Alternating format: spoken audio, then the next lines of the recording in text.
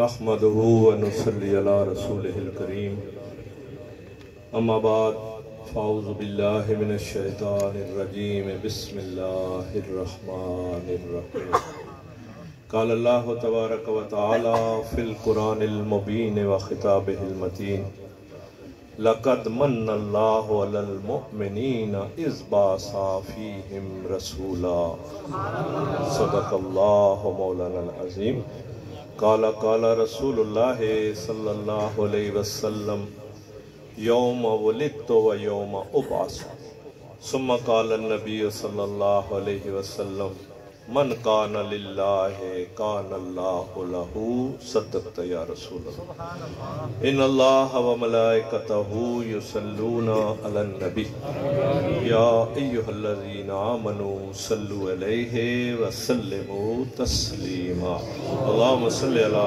سیدنا و مولانا محمد وعلا آل سیدنا و مولانا محمد و صحاب سیدنا و مولانا محمد وبارک وسلم وصلی علی جمیع الانبیاء والمرسلین والحمدللہ رب العالمین صلاۃ و سلام علیک یا سیدی یا رسول اللہ وعلی آلک و صحابک یا سیدی یا حبیب اللہ۔ نہایت ہی عزت و احترام کے لائق صاحبزادہ عمران قادری دائم ذلہ واجب المعدد سادات کرام واجب العزت علماء کرام ثناخان مصطفیٰ میرے واجب التکریم بزرگوں دوستوں گرامی قدر عزیزوں، جب مجھے چودھری شریف صاحب نے حکم دیا یہاں پر حاضری کا، یہ تو میرے ننہال کا آستانہ ہے، یہ میری والدہ مرحومہ کے مرشدوں کا آستانہ ہے اور قبلہ عالم کی شفقتیں بے پناہ مجھ پر اور اس خاندان کی عنایتیں بے حساب۔ بچپن میں تھے تو اس گھر کے تعویذ نظر والے ہمارے گلے میں ہوتے تھے، ہمارے جانوروں کے گلے کے اندر ہوتے تھے، تو یہ اللہ والوں کا آستانہ ہے۔ اور میں نے کہا کہ ربیع الثانی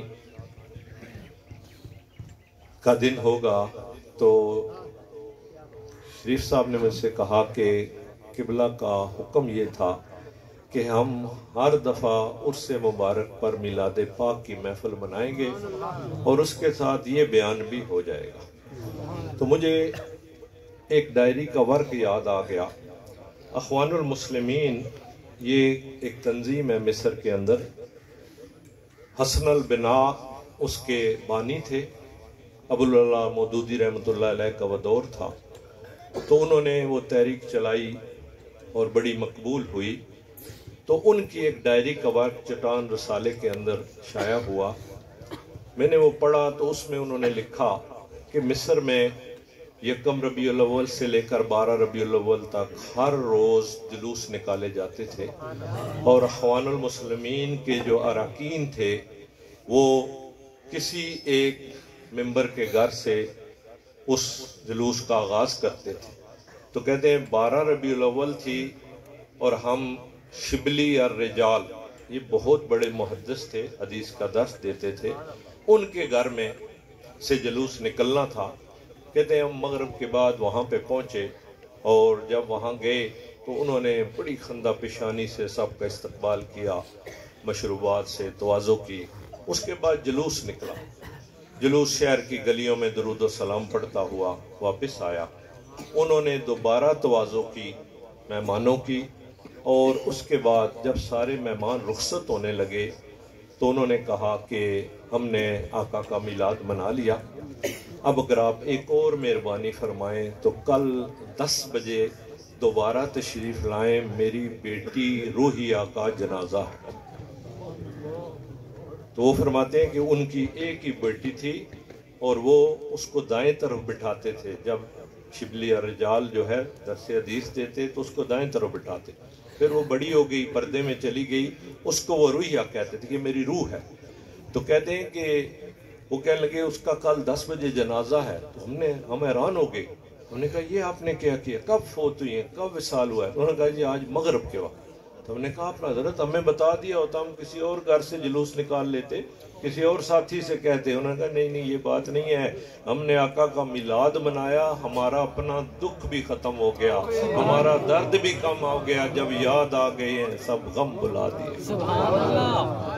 حقیقت بات ہے کہ جس طرح سے قبلہ محمد رئیس احمد قادری رحمۃ اللہ علیہ نے میرے مرشد کریم کی سے سلطان شاہ صاحب تھوڑی دیر میں تشریف لانے والے ہیں، انہوں نے یہاں اعلان کر دیا تھا کہ یہ وقت کی کتب ہے. اللہ تبارک و تعالیٰ نے انہیں اتنا بڑا مرتبہ عطا فرمایا.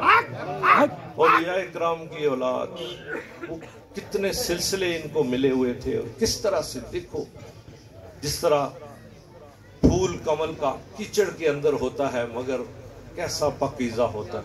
کچہری میں رہ کر اتنی دیانتداری، لوگوں کے رنگ بدل دیے. یہ میرے سارے عزیز ہیں، حقیقت بات ہے. میں آج سے نہیں 30 سال سے یہاں آ رہا ہوں. میں نے ان کو اس وقت بھی دیکھا تھا جب ان کے ہاتھوں میں باز ہوتے تھے، جب یہ کتے رکھتے تھے. لیکن کیا ہے، جب ولی کی نگاہ پڑی ہے ان کے دل کی دنیا ہی بدل گئی. ایوب صاحب نے جو بیان کیا ہے حقیقت بات ہے، یہ ساری انہوں نے حقیقت بیان کی ہے.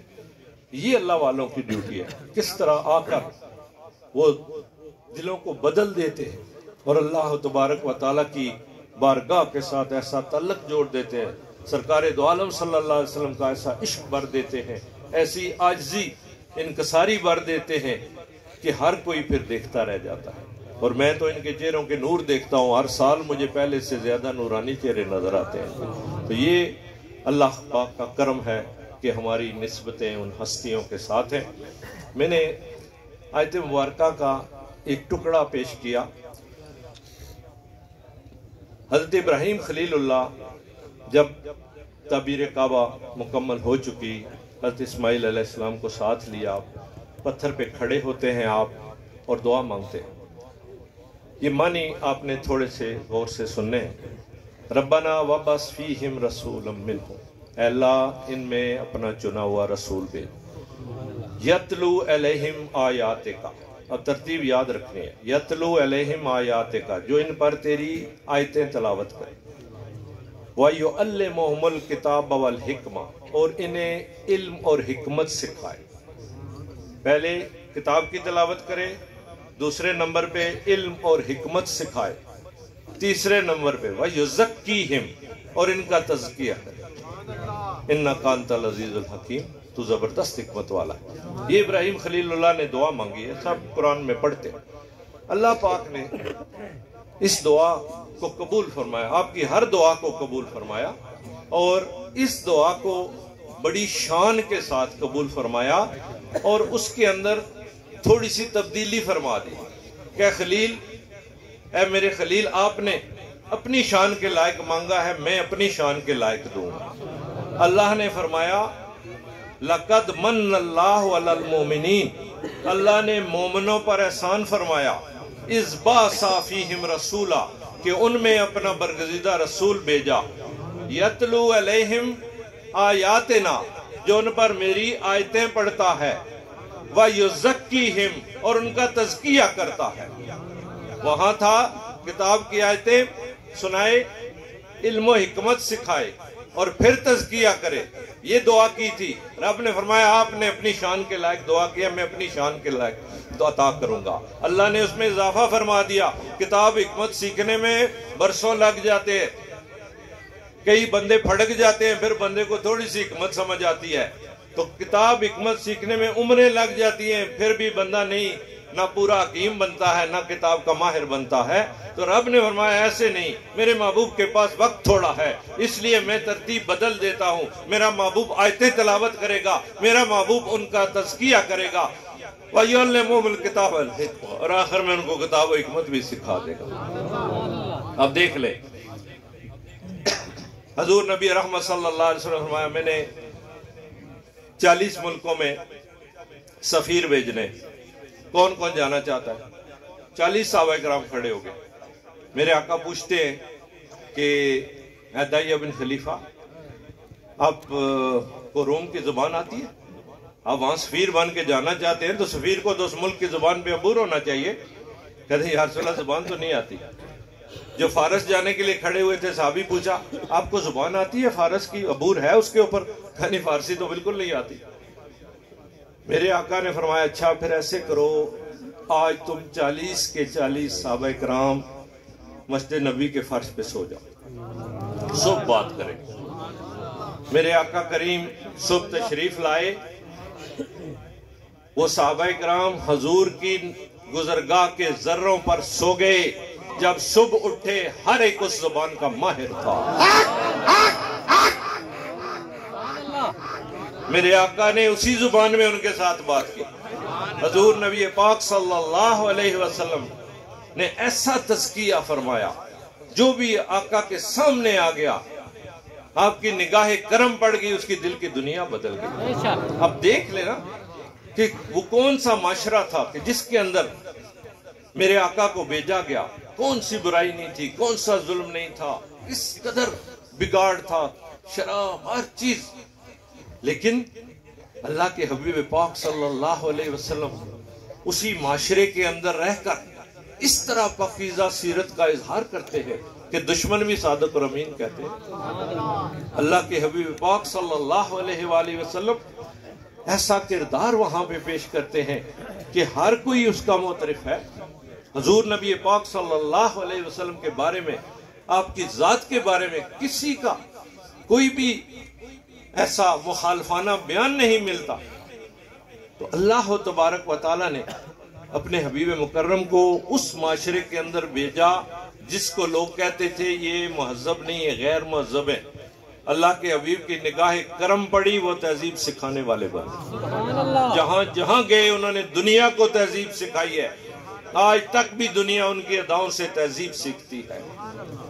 اللہ کے حبیب پاک صلی اللہ علیہ وآلہ وسلم نے علم عطا فرمایا، کمال کر دیا.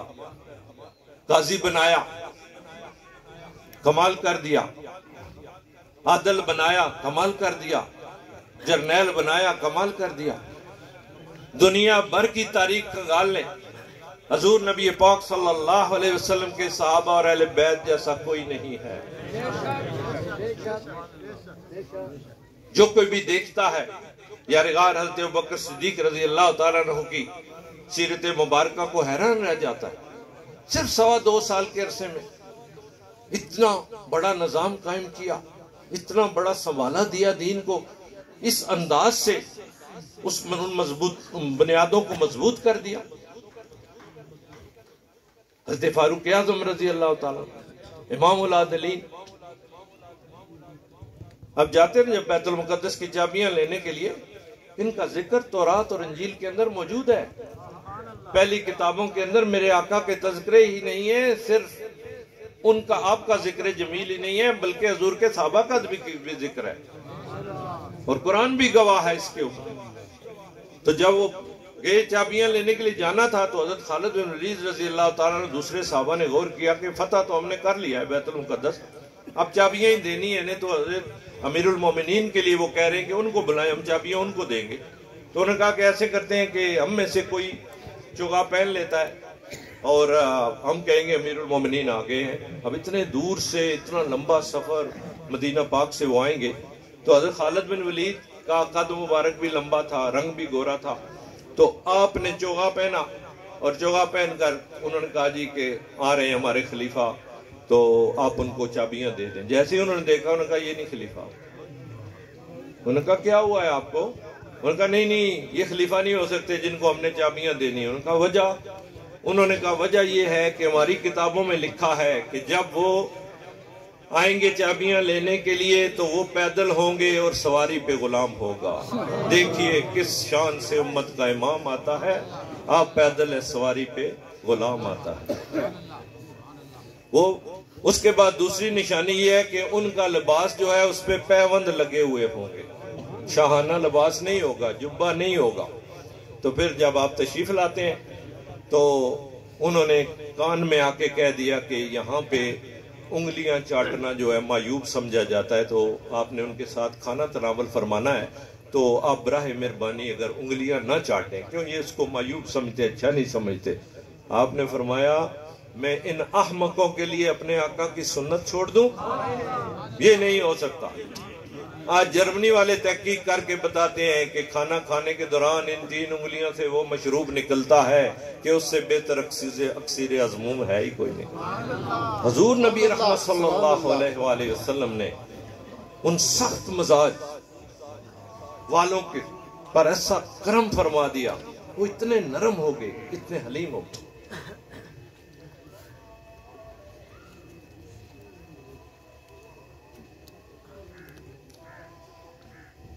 مسئلہ مجھے پتا ہے، اگر آپ اللہ رسول کا ذکر کر رہے ہیں، اذان ہو جائے تو آپ کر سکتے ہیں، لیکن چلیں سن لیتے ہیں، اس کا بھی زیادہ ثواب۔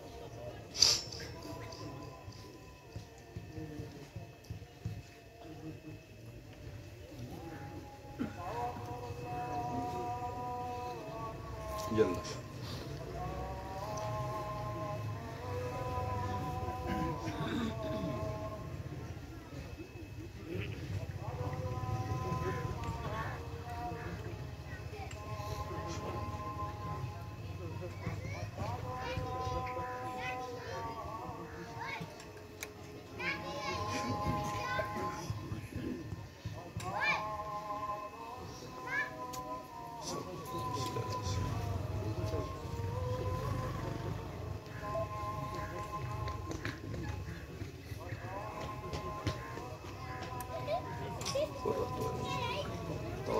سمے والبصر۔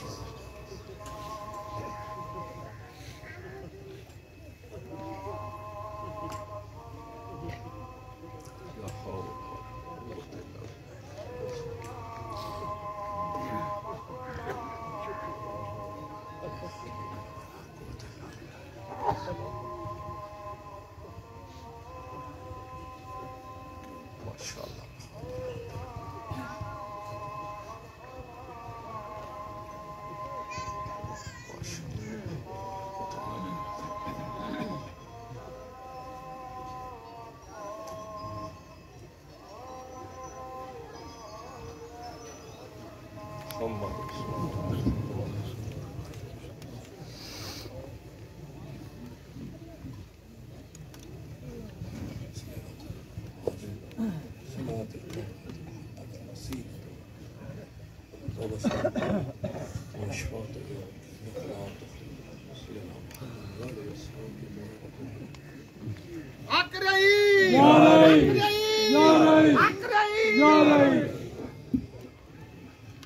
قبلہ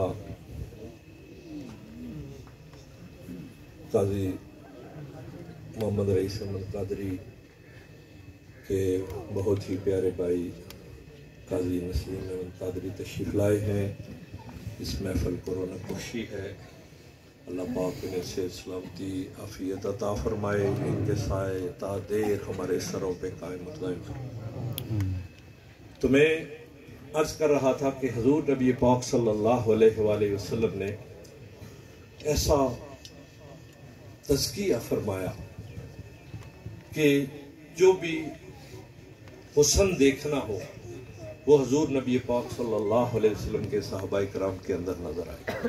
کوئی کسی حسن کا متلاشی ہے، وہ اس کو حضور نبی پاک صلی اللہ علیہ وسلم کے غلاموں میں نظر آئے گا۔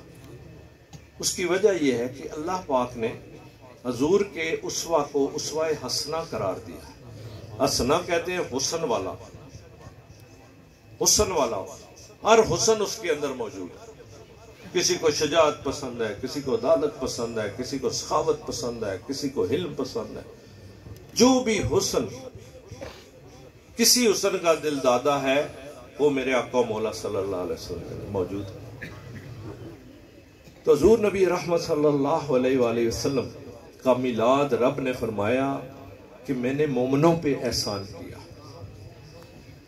ان پہ احسان کیا ہے جو مومن ہے۔ اس لیے مومنوں کا یہ فرض بنتا ہے کہ حضور نبی پاک صلی اللہ علیہ وسلم کا میلاد بڑھ چڑھ کے ملا۔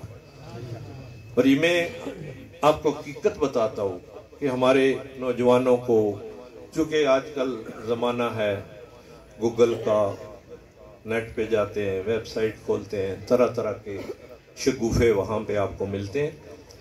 تو دین حق کیسے ہم تلاش کریں گے؟ اس کے لیے میں ایک چھوٹی سی مثال آپ کو دیتا ہوں۔ خلق قرآن کا مسئلہ شروع ہوا، قرآن مخلوق ہے۔ اب کچھ لوگ ایک طرف ہو گئے، وہ درباری بن گئے۔ ہارون رشید کا زمانہ تھا، مامون رشید کا زمانہ تھا، یہ بڑی دیر چلا یہ فتنہ۔ حضرت امام مالک رحمۃ اللہ علیہ فرمایا یہ مخلوق نہیں ہے۔ مخلوق مانو گے تو حادث، یہ اللہ کا کلام ہے اور قدیم ہے، حادث مانو گے تو دین سے خارج ہو جاؤ گے۔ اب اتنے دلائل دیے، انہوں نے قید کر دیا، کوڑے مارے، لیکن دین کے دفاع کے لیے انہوں نے ساری سزائیں برداشت کر۔ تو کسی نے کہا کہ کیسے پتہ چلے گا کہ آپ حق پر ہیں یا یہ حق پر ہیں؟ وہ بھی دلائل دے رہے ہیں، آپ بھی دلائل دے رہے ہیں۔ آپ فرمایا اس کا فیصلہ ہمارے جنازے کریں۔ اور جب امام مالک رحمۃ اللہ علیہ شہید ہوتے ہیں تو ہر روز 1,00,000 آدمی آتے ہیں جنازہ پڑھنے کے لیے۔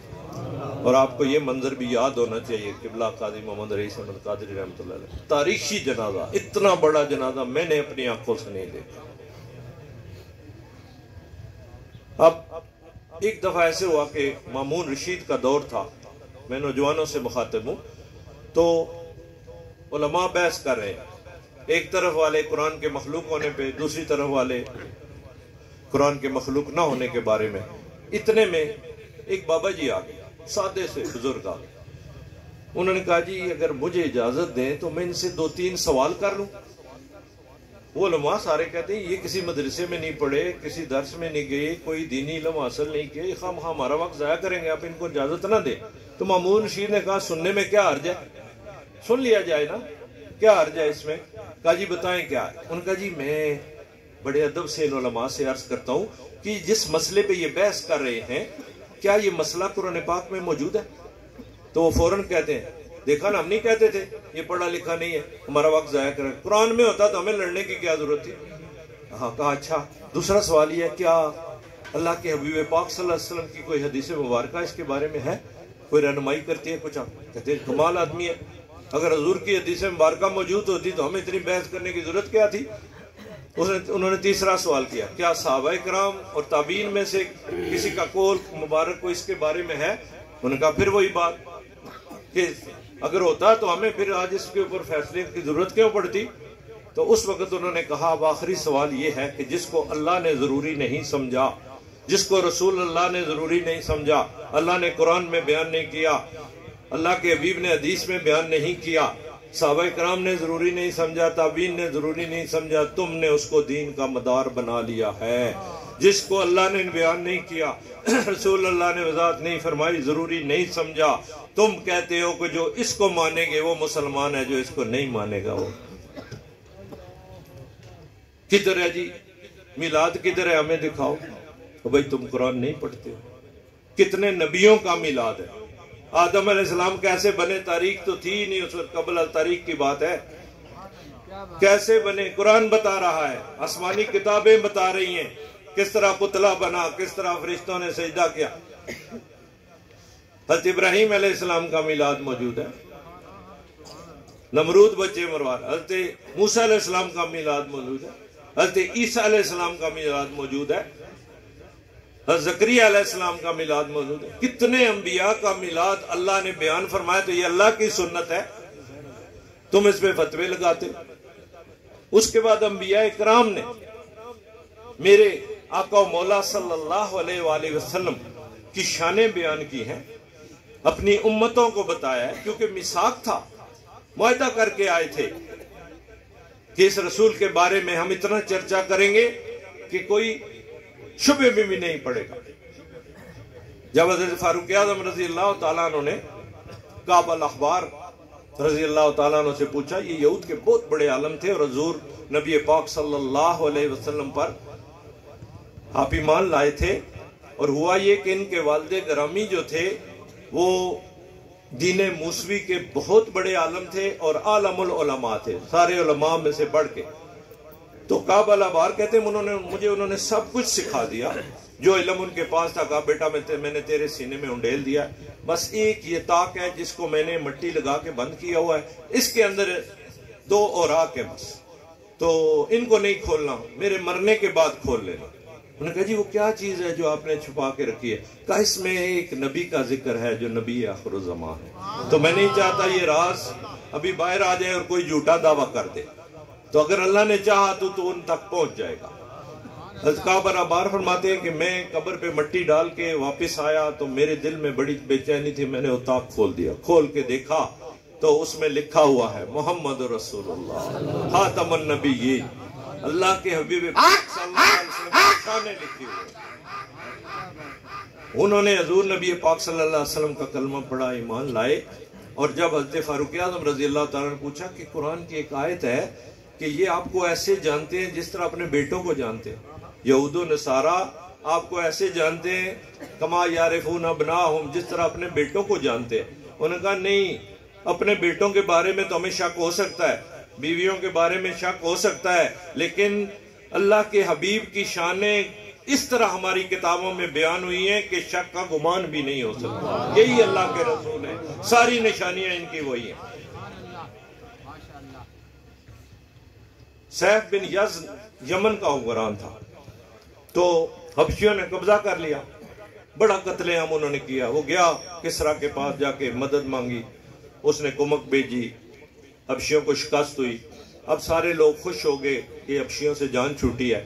مبارکباد دینے کے لیے ایک وفد مکہ سے بھی گیا قریش کا، اس نے معاذ بن عدنان بھی تھے اور حضور کے دادا حضرت عبد المطلب بھی تھے۔ تو جب گئے وہاں پر تو حضور کے دادا نے کہا کہ ہم آپ کو مبارکباد دینے کے لیے آئے ہیں۔ انہوں نے کہا اگر آپ کو بادشاہوں کے دربار میں بات کرنے کا سلیقہ آتا ہے تو آپ آگے تشریف لے ہیں۔ اور آپ نے جب کلام شروع کیا تو سیف بن یزن جو تھا وہ حیرت میں ڈوب گیا کہ کتنے خوبصورت الفاظ، کیسا نورانی چہرہ، اور جیسے پھول جڑ رہے ہیں، اور کس طرح سے یہ اپنا مدعا بیان کر رہے ہیں۔ تو اس نے کہا جی آپ 1.5 ماہ تک میرے مہمان رہے، وہاں پہ ٹھہرا لیا، بڑی خدمت کی۔ پھر آخر ایک دن بلایا، کہنے لگا کہ آپ کے یہاں کوئی بچہ پیدا ہوا ہے جس کا نام محمد ہے؟ تو انہوں نے کہا کہ وہ میرا پوتا ہے۔ کہا ہماری کتابوں میں لکھا ہے کہ وہ نبی آخر الزمان ہے، وہ دنیا میں جلوہ گر ہو چکے ہیں، اور عنقریب یہ سارے علاقے ان کے غلاموں کے قدموں کے نیچے ہوں۔ اور کہا اے عبد المطلب، غلافوں والے کعبہ کی قسم آپ اس بچے کے دادا ہیں۔ اس وقت آپ نے سجدہ کیا اور باقیوں کو 10 اونٹ دیے، آپ کو 10 گنا سب سے زیادہ دیا، خوشبو بھی، اونٹ بھی، 100 اونٹ، اس طرح سے ہر چیز 10 گنا زیادہ دی۔ تو حضور نبی پاک صلی اللہ علیہ وسلم کے چرچے تو ہر جگہ موجود تھے، پہلی کتابوں میں موجود تھے، ہر مقام کے اوپر۔ تو اللہ کے حبیب پاک صلی اللہ علیہ وآلہ وسلم نے حضور نبی پاک صلی اللہ علیہ وسلم کو بھیجنے سے پہلے آپ کا تعارف سب طرف کرا دیا۔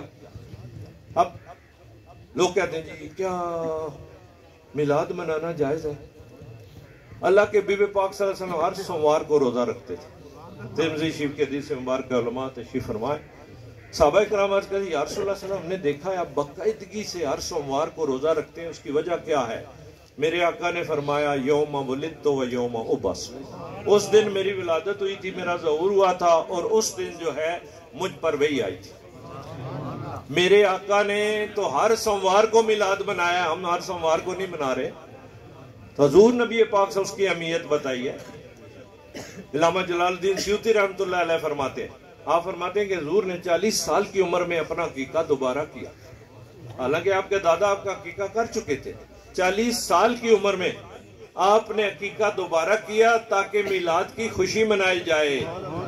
تو یہ ثبوت ہے، اور وہ ہستی کہہ رہی ہے کہ جس کو نبی رحمت صلی اللہ علیہ وسلم نے جاگتے ہوئے 75 مرتبہ زیارت عطا فرمائی۔ حضور نبی پاک صلی اللہ علیہ وآلہ وسلم کے میلاد کی خوشی زمین کے اوپر سب سے پہلے کہاں منائی گئی؟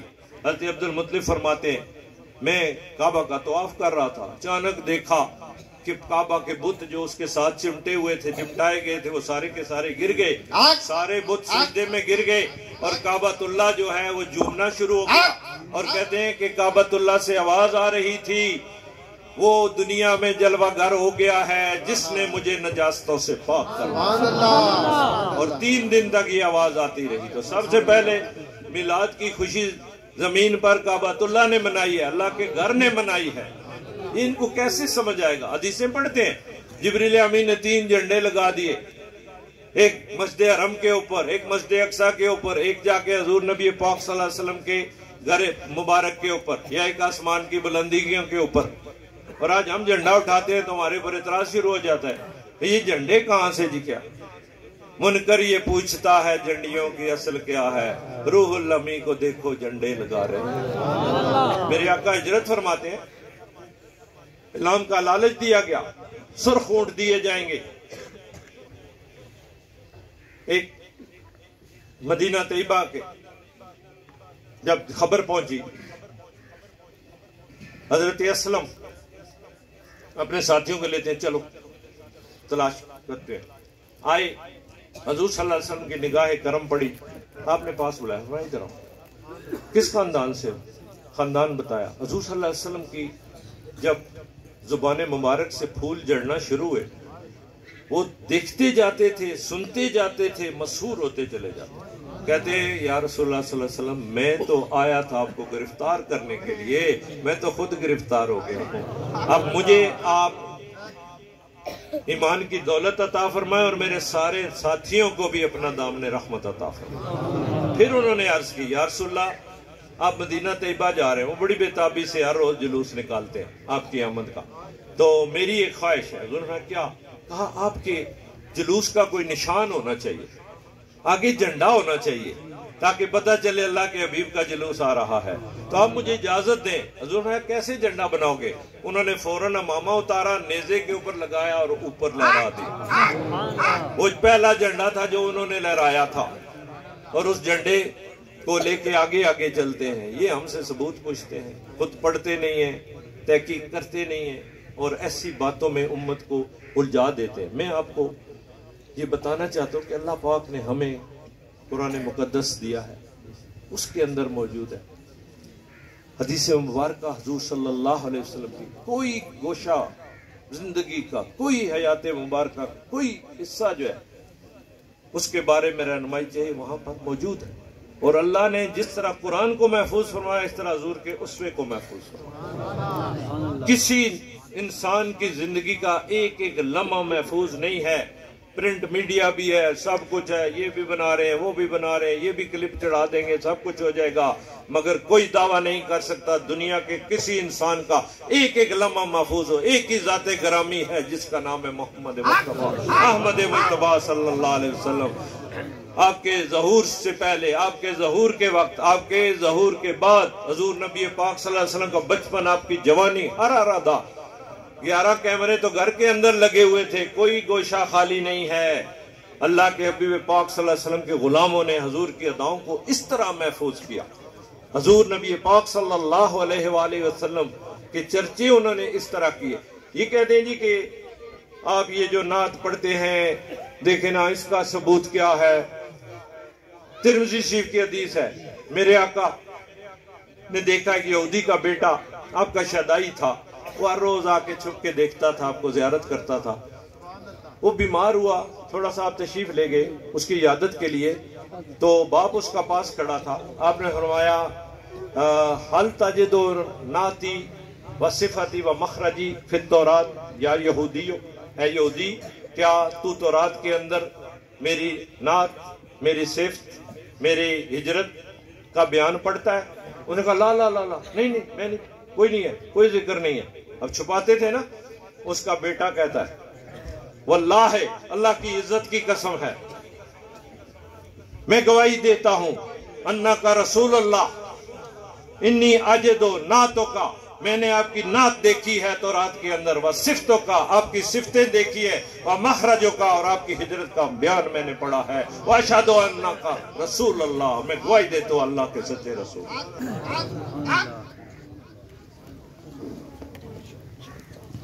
माशाअल्लाह क़िबला आलम तशरीफ लाए हैं। अल्लाहु अल्लाहु अल्लाहु अल्लाहु अल्लाहु अल्लाहु अल्लाहु अल्लाहु अल्लाहु अल्लाहु अल्लाहु अल्लाहु अल्लाहु अल्लाहु।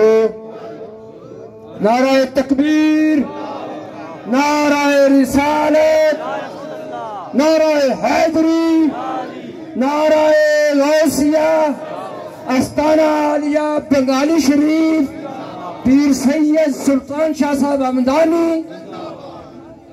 बैठ चलो जी, सारे बैठ, जल्दी करो ताकि बाद में मुलाकात होगी। बैठ जाए सब, अदब का तकाजा रखें, मेहरबानी फरमाएं, सब बैठ जाए, मिलने की कोशिश न करें। माशाअल्लाह क़िबला आलम पीर सैयद सुल्तान शाह साहब हमदानी दाइमल्लाहु जलवागर हो चुके हैं। ये पहले भी इन महफ़ल को रौन के बख्शते रहे हैं और बहुत ज़्यादा प्यार था क़िबला काजी मोहम्मद रईस अहमद कादरी रहमतुल्लाह अलैह के साथ। वो ऐसे अदब वाले थे। हम भी किताबें पढ़ते हैं, लेकिन ये अदब जो है ना, बाज़ औक़ात किताबों से बंदा उस तरह नहीं सीख सकता जिस तरह अल्लाह वालों से सीखता।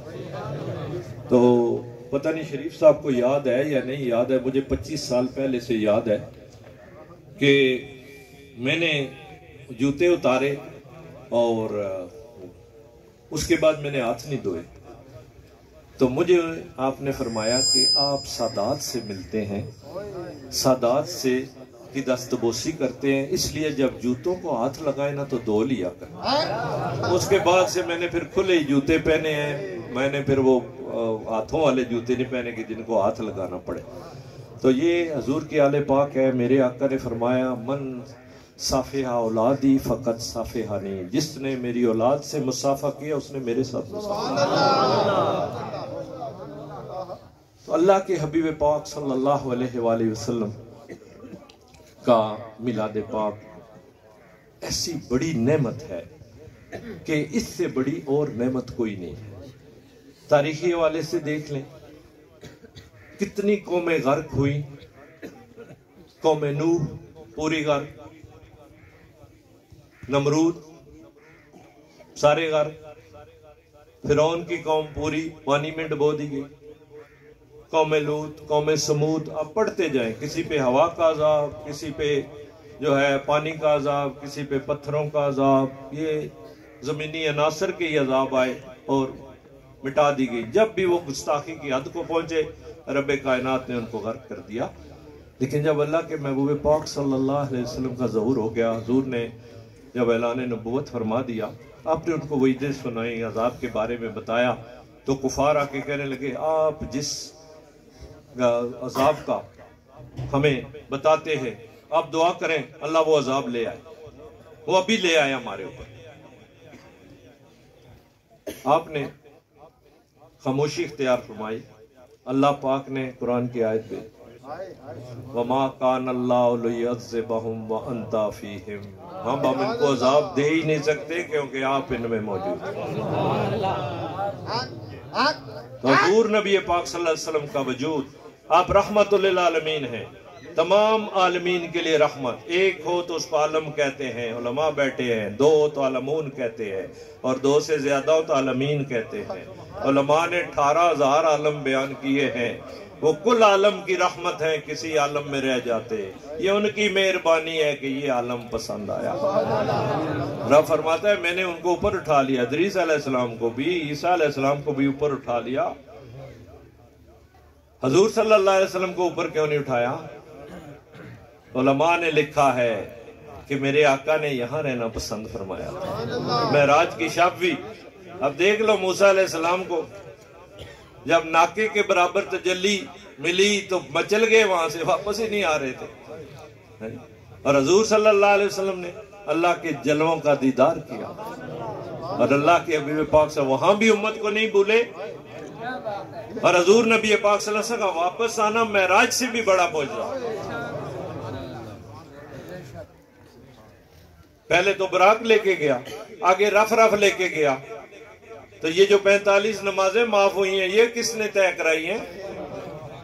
وَلَغَلْ عُلَا بِكَمَالِ، اسی لیے کہا ہے کہ حضور اپنے کمال نبوت سے جو اللہ نے عطا کیا تھا اس کے ذریعے سے پہنچے.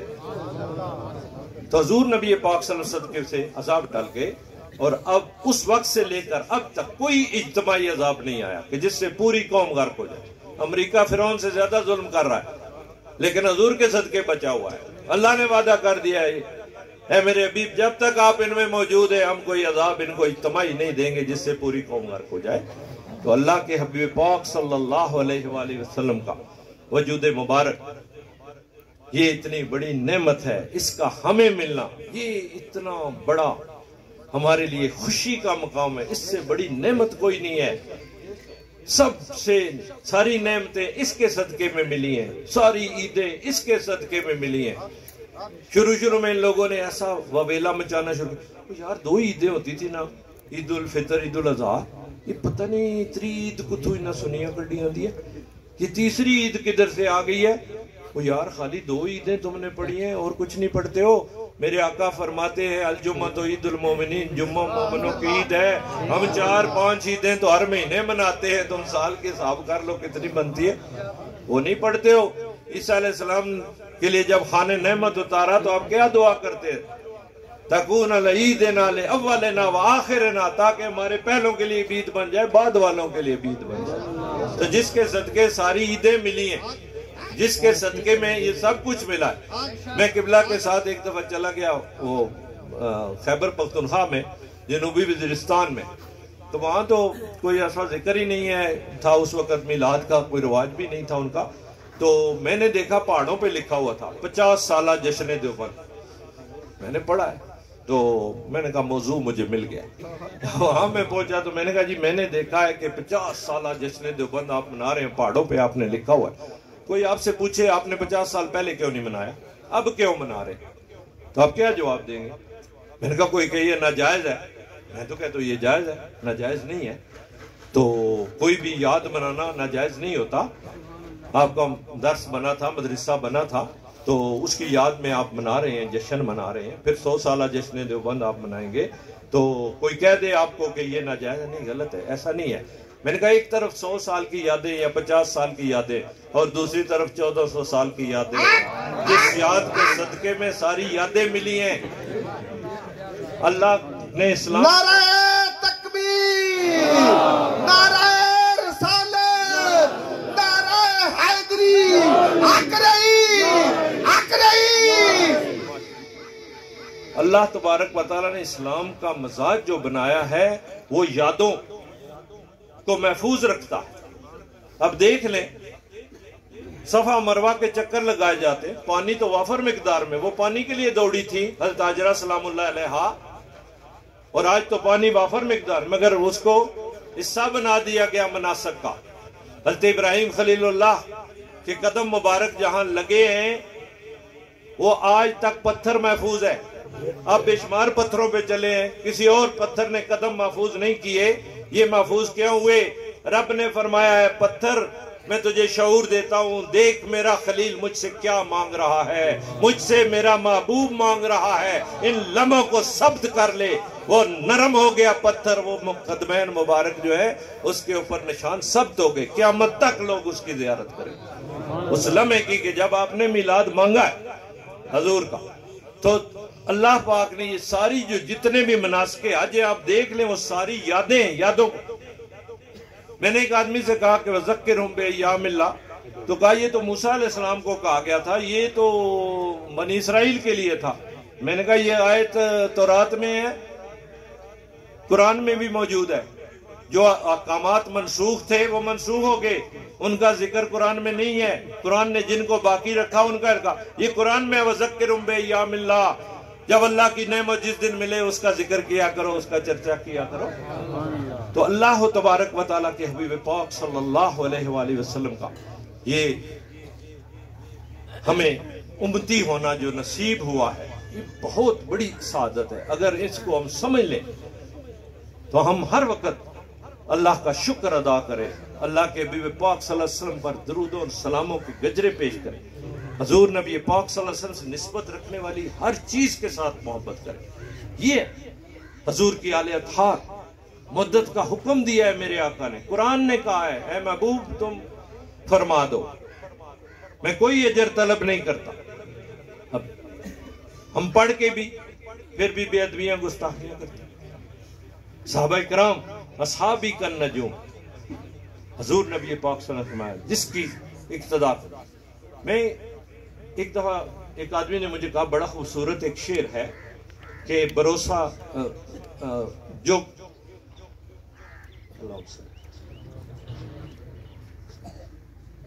سہارا جو کسی کا ڈھونڈتے ہیں بحر ہستی میں، سہارا جو کسی کا ڈھونڈتے ہیں بحر ہستی میں، سفینہ ایسے لوگوں کا ہمیشہ ڈوب جاتا ہے۔ میں نے کہا کیسا شعر ہے؟ میں نے کہا شعر تو صحیح ہے، میں نہیں بڑے غلط ہے۔ انہوں نے کہا کیوں؟ میں نے کہا اس لیے کہ میں نے حدیث مبارکہ پڑھی ہے، آل بیتی کا سفینۃ نوح من رکب فنجا، میری اہل بیت سفینہ نوح ہیں جو سوار ہو گیا نجات پا۔ یہ وسیلہ نہیں ہے؟ تم کہہ رہے وسیلہ جو کسی کا ڈھونڈتے، اور وسیلے کے بغیر تو کوئی نظام ہی نہیں ہے۔ اس دنیا کا سارا نظام جو اللہ تعالیٰ نے وسیلے کے ذریعے سے بنایا، یہ اس کی چاہت ہے۔ پتھر سے اونٹنی نکال کے دکھا دی، اس نے عیسیٰ علیہ السلام کو بغیر باپ کے پیدا کیا، آدم علیہ السلام کو ماں باپ کے بغیر پیدا کیا، مگر آگے اس نے جوڑے کا قانون نافذ کر دیا۔ ایک دفعہ ایک بے ادب چلا گیا ادھر کشمیر کے اندر، مجھے وہاں سے کسی نے بتایا، تو اس نے جا کے وہاں سے کہا کہ گائے کو بچھڑا کون دیتا ہے؟ تو سب کہتے تھے اللہ۔ پھر کہتا ہے بھینس کو کٹڑا کون دیتا ہے؟ وہ کہتے اللہ۔ تو اس طرح کی اس نے تقریر کی ہے۔ تو دوسرے دن کوکب نورانی صاحب رحمت اللہ علیہ تشریف لے گئے، انہوں نے کہا جی کل ادھر ایک خطاب ہوا ہے اور اس نے یہ کہا ہے۔ تو اس نے آخر میں یہ کہا کہ جب یہ کہا نا کون کٹڑا دیتا ہے اللہ، تو کہتا ہے بھینس پیر کے پاس جاتی ہے، بھینس جو ہے یا گائے جو ہے وہ پیر کے پاس جاتی ہے۔ تو جب دوسرے دن وہ آپ گئے تو انہوں نے کہا یہ خطاب کیا، انہوں نے کہا اچھا میں آج دلائی کرتا ہوں اس کی۔ انہوں نے کہا دیکھو بات یہ ہے کہ اس نے آپ کو بے ادبی سکھائی ہے، اس نے کہا ہے کہ کیا بھینس یا گائے غیر اللہ کے پاس جاتی ہے، یہ سکھایا ہے نا؟ انہوں نے کہا ہاں۔ انہوں نے کہا میں آپ سے پوچھتا ہوں کہ بیل اللہ ہے یا غیر اللہ ہے؟ نعوذ باللہ، بیل جو ہے وہ غیر اللہ ہے، بھینسا جو ہے وہ غیر اللہ ہے۔ تو نہیں جائے گی جب تک، اس وقت تک اس کو ملے گا ہی نہیں، جب تک وہ غیر اللہ کے پاس نہیں جاتی تو اس وقت تک ملتا ہی نہیں۔ تو یہ کس وسیلے کا انکار کر رہے ہیں؟ تو انہوں نے کہا جی اب مسئلہ سمجھ میں آیا ہے۔ تو بات یہ ہے کہ یہ اہل سنت و جماعت کے عقائد ایسے ہیں کہ اللہ تبارک و تعالی نے اس کو سند عطا فرمائی ہے۔ جتنے بھی اولیاء کرام ہوئے اہل سنت و جماعت سے ہوئے۔ اب قبضے کر لو اور بات ہے، ویسے جھنڈے لگا لو اور بات ہے، لیکن ہماری تاریخ ہے، یہ ہمیں مدرسے دکھاتے ہیں، یہ ہمیں فنڈ دکھاتے ہیں، لیکن ہم سے پوچھتے ہیں، ہم کہتے ہیں ہمارے پاس حضور غوث اللہ اعظم رضی اللہ، داتا گنج بخش علی اجمیری، خواجہ پیر میرے شاہ رحمت اللہ علیہ، سید امام علی شاہ جی رحمت اللہ علیہ، کس کس کا نام لوں، کیسی کیسی ہستیاں اہل سنت و جماعت کے پاس۔ اور کیا کہہ گئے پیر جماعت علی شاہ رحمت اللہ علیہ؟ میرے قبلہ عالم مجھے ہمیشہ کہتے کہ یہ بات لوگوں کو اس کا احساس دلایا کرے، یہ قیمتی چیز ہے، عقیدہ قیمتی چیز ہے، اس کو سنبھالنا ہے، اس کو بیج ہے، یہ بیج ہے، اس کو کیڑا لگ گیا تو پودا نہیں بنے گا، اس کی حفاظت کرنی ہے عقیدے کی، یہ اپنی نسلوں کو سکھاؤ۔ پھر جماعت علی شاہ رحمت اللہ علیہ فرماتے تھے جوتا پھٹ جائے نیا لے لو، ٹوپی پھٹ جائے نئی لے لو، کپڑے پھٹ جائے نئے لے لو، مگر خدا کے لیے عقیدہ پرانا ہی رکھنا جو اہل بیت اور صحابہ کرام۔ یہ نقطہ بندے کو سمجھ آ جائے نا، کبھی بے راہ نہیں ہوتا۔ تو یہ ایسا ہماری بدقسمتی ہے کہ اسلام کے اندر رکھنا پیدا کرنے کے لیے انہوں نے جب دیکھا 45 ممالک جو ہے وہ ان فاقہ کش لوگوں کا مقابلہ نہیں کر سکتے، ننگے پاؤں تھے، تلواریں نہیں تھی، کھجوروں سے مار کے نکال دیا، کھجوروں کے ڈنڈوں سے مار کے نکال دیا، بیت المقدس فتح کر لیا۔ تو انہوں نے پھر میٹنگ بلائی، وجہ کیا ہے، ہارنے کی وجہ کیا؟ تو پھر پتہ کیا کیا انہوں نے؟ پتہ چل گیا، انہوں نے کہا جی آمد الناس مسلمان جو ہے نہ شرابی ہے نہ زانی ہے، جبکہ ہمارے سارے جو ہے نا جب تک پیے نہ وہ لڑ ہی نہیں سکتے۔ اور دوسری بات یہ ہے کہ مسلمانوں کا، عام مسلمان جس نے صرف کلمہ پڑھا ہے، کلمہ اس کے سینے میں پہنچتا ہے، وہ اپنے نبی کا فدائی بن جاتا ہے، اپنی ہر چیز، اولاد، مال، جان، سب کچھ اپنے آقا پہ قربان کرنے کے لیے تیار ہو۔ بے شک با عمل نہ ہو، زیادہ عمل نہ کرتا ہو، زیادہ نمازیں نہ پڑھتا ہو، زیادہ روزے نہ رکھتا ہو، لیکن اپنے آقا کے لیے اس کے دل میں ایسی محبت پیدا ہو جاتی۔ تو نے کہا یہ محبت نکالنی ہے، روح محمد ان کے دلوں سے نکال دو۔ علامہ اقبال رحمۃ اللہ نے پورا یہ بیان فرمایا تھا۔ انہوں نے کیا کیا؟ انہوں نے کہا ہم نے اتنا زور لگایا، رچرڈ کی تلوار بھی ہمارے کام نہ آ سکی، تو ایسے کرتے ہیں کہ کھول دو خزانوں کے منہ، یونیورسٹیوں کے پروفیسر بلا لیں۔ ان سے کہا آپ نے ان کے ذہن بگاڑنے، آپ نے ان کے ذہن میں الجھنیں پیدا کرنے، آپ نے مصطفیٰ کریم کی ذات کے بارے میں بحث کرنی ہے، حضور کی ذات گرامی کے بارے میں بحث کرتے ہو۔ اب کیا ہے، اس سے ادب اٹھ جاتا ہے۔ حضور نبی پاک صلی اللہ علیہ وسلم کی ذات کو جب باعث نزاع بنانے کی کوشش کی، یہ معلوم تھا، یہ نہیں معلوم تھا، یہ علم تھا، یہ نہیں تھا، یہ غیب تھا، یہ نہیں تھا، یہ اختیار تھا، یہ اختیار نہیں تھا۔ بھائی دیکھو تو صحیح کس جگہ آپ نے ان کو بے اختیار دیکھا ہے؟ کوئی ایک موقع بتا دو، ایک حدیث بتا دو جہاں پر حضور نبی رحمت صلی اللہ علیہ وسلم کو اللہ کا دیا ہوا اختیار استعمال نہیں کیا۔ میرے آقا مولا صلی اللہ علیہ وسلم، آپ جا رہے ہیں، ہجرت کر رہے ہیں، بے سر و سامانی کا عالم ہے، دشمن پیچھے لگے ہوئے ہیں، اونٹ نام انہوں نے رکھے ہوئے ہیں۔ اللہ کے حبیب پاک صلی اللہ علیہ وسلم جا کر عثمان بن طلحہ سے کہتے چابی دو، میں نے کعبۃ اللہ کے اندر عبادت کر رہے ہیں۔ آپ کو نہیں دے سکتا، آپ کو نہیں دے سکتا چابی۔ آپ نے فرمایا اے عثمان بن طلحہ، وہ کیسا دن ہوگا، چابی میرے ہاتھ میں، میں جس کو چاہوں گا اس کو دوں گا۔ اور دیکھ لیں پھر فتح مکہ کے موقع پر حضرت علی اور مرتضیٰ کریم بھی متمنی تھے چابی مجھے مل جائے۔ حضور نے فرمایا نہیں، اللہ نے حکم دیا ہے مانتے واپس کرنے کا۔ تو آپ نے عثمان بن طلحہ کو بلایا اور فرمایا خذھا خالدتن و طالدتن، یہ لے چابی، ہمیشہ کے لیے تیرے پاس رہے گی، کوئی نہیں لے سکے گا سوائے ظالم کے۔ ایک دفعہ یزید نے وہ چابی لی تھی اور ساری رات تڑپتا رہا، نیند نہیں آئی، دوسرے دن واپس کر دیا۔ آج تک عثمان کی اولاد بن طلحہ کی اولاد جو ہے وہ اس کی مجاور ہے۔ سونے کا تالا بھی ہے تو چابی ان کے پاس ہی ہے، وہ تالا انہی کی ملکیت ہے۔ تو یہ حضور نبی پاک صلی اللہ علیہ وسلم کا اختیار ہے۔